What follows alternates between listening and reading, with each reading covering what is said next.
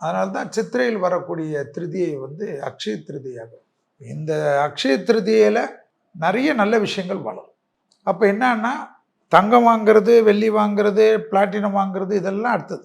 இப்போ ஃபஸ்ட்டாக நம்ம வந்து ஒரு பூஜைகள் ஆரம்பிக்காமல் இருக்கோம்னு வச்சுக்கோங்க. ஒரு ஆனால் பூஜை செய்யணும்னு ஒரு ஆசைப்படுறோம். இந்த திருதி அன்னைக்கு ஒரு விளக்கேற்றி வச்சாவே அது வந்து ஒவ்வொரு நாளும் நம்மளை கொண்டு போய் விளக்கேற்றி வைக்கும். அடுத்தது நீங்கள் எதாவது எக்ஸசைஸ் பண்ணணும்னு ரொம்ப நாளாக நினச்சிருக்கீங்கன்னு வச்சுக்கோங்க. அப்போது ஏதாவது ஒரு தோப்பு கரணமாவது போட்டோம்னு வச்சுக்கோங்களேன்.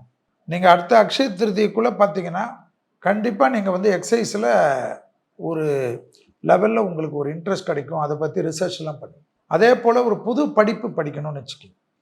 இல்லைனா புதுசாக ஏதாவது எழுதணும், இல்லைனா மீடியாவில் ஏதாவது பண்ணணும்.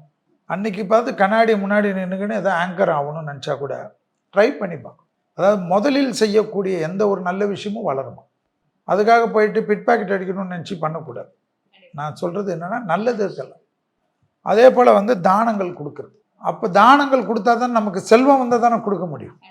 ஸோ ஒரு நல்லவங்களை யாருக்காவது தேடி புஸ்தகத்தை கொடுக்கறது, படிக்கக்கூடிய மாணவர்களுக்கு ஏதாவது ஹெல்ப் பண்ணுறது, நோயாளிகளுக்கு உதவி பண்ணுவது, உணவு தானம் கொடுப்பது, படிப்புக்காக ஹெல்ப் பண்ணுறது, இது போல் ஒரு நல்ல விஷயமெல்லாம் பெரிய சிறப்பாக அதெல்லாம் வந்து அவங்க வாழ்க்கையில் வந்து நிறைய லெவலுக்கு கொண்டு போகும். அதே போல் அன்றைக்கி நம்மளுடைய வசதிகளை பெருக்கிக் கொள்றதுக்கு